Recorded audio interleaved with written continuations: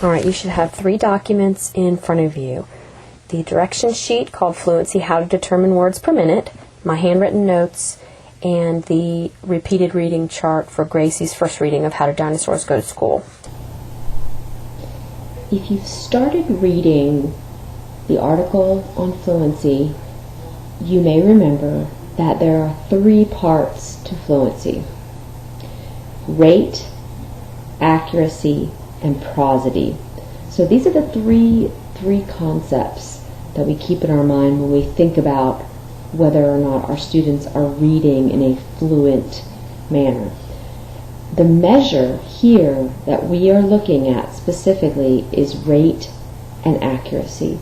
Rate is how fast a student reads. And if you have any experience as a parapro, you may have seen teachers using dibbles.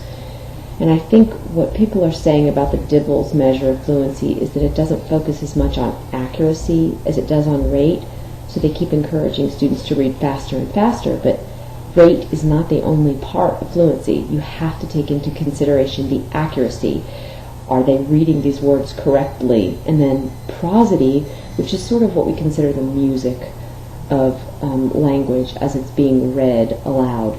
You can tell sometimes if a student is achieving fluency in a particular text because their voice goes up and down. There's music to it.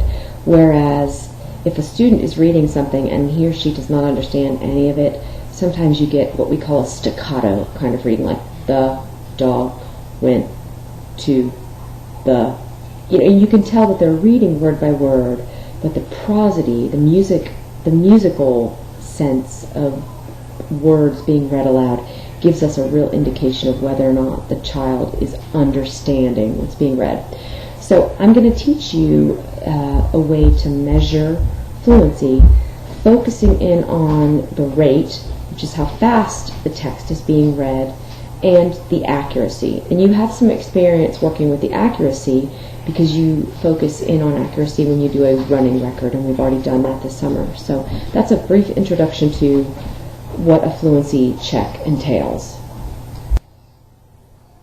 Okay, the way to determine correct words per minute, which is what we're focusing on here for this particular assignment, you have to use a little bit of mathematical computation, which is not my forte. So if you have math anxiety, we're in a nice boat here together.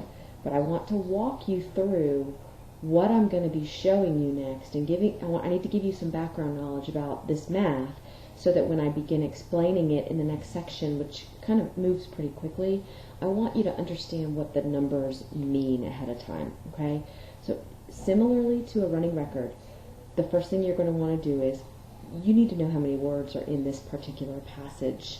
You need to determine and say to yourself, all right, I'm going to focus on just this first chapter or this first section of the chapter that the student read aloud. Now, the larger the section, the better your feel for the true accuracy. The smaller your sample, the less accuracy you have in terms of, is this truly the fluency of this child at this moment? So a nice number is 200 to 250 words.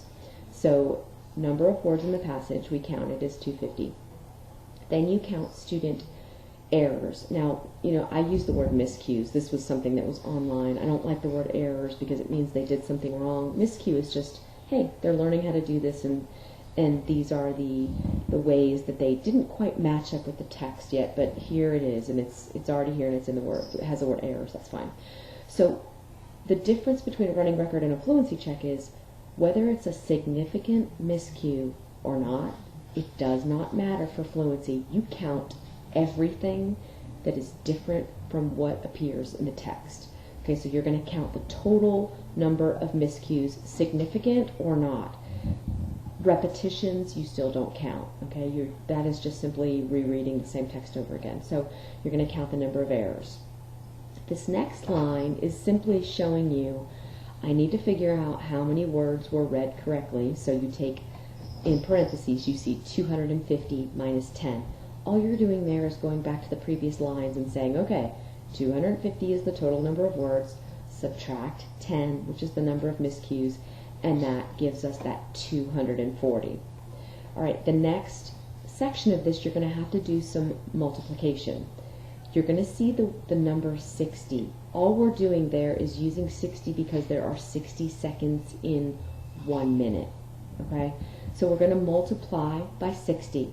So you're going to take that number of words read correctly from the previous line, which is 240.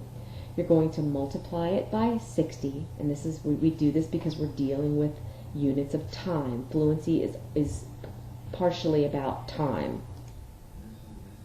Okay, so when we multiply the 240 by 60, we get 14,400.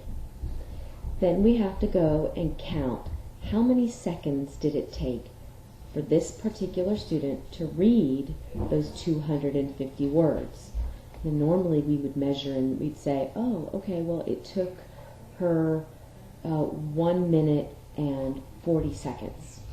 Okay, so then we have to convert that because everything has to be in terms of seconds.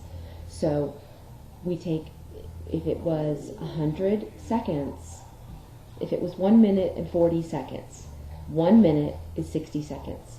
And so 1 minute is 60, then you have to add on that additional 40 seconds, which got me up to 100 seconds. Okay, so you have to transfer or translate that, number of minutes and seconds into just seconds. Okay, so it gets a little tricky, but once you've done this a couple times, I promise it's not that complicated, but I wanted to walk you through and really baby step you through the math.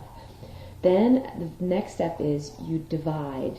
So you take that big gigantic number where you did all that multiplication earlier, 14,400, you're going to divide it by those number of seconds that it took this child to read those number of words, and you end up with your correct words per minute. Okay, so in this example, it's 144 words per minute. Okay, now the next section, keep this math, this explanation right out in front of you, because I'm about to explain to you how I did this with the student that I was tutoring, and I move a little bit more quickly.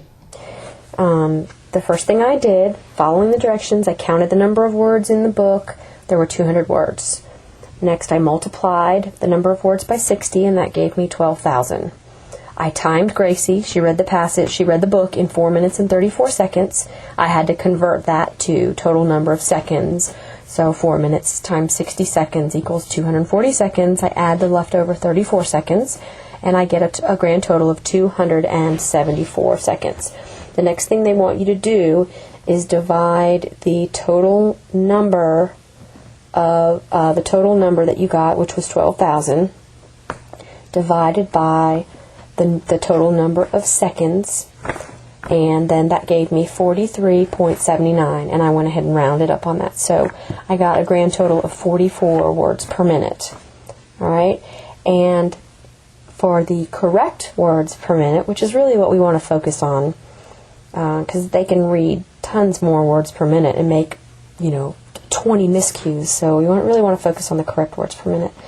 So I took the 200 words in the passage, 21 errors, and I subtracted those from those 200 words, and then basically just did the same calculations again. So 200 minus 21 left 179, and then repeating kind of what we did up top, 60 times 179 gave me 10,740, and then I divided that by 274, which, remember, that is the total number of seconds.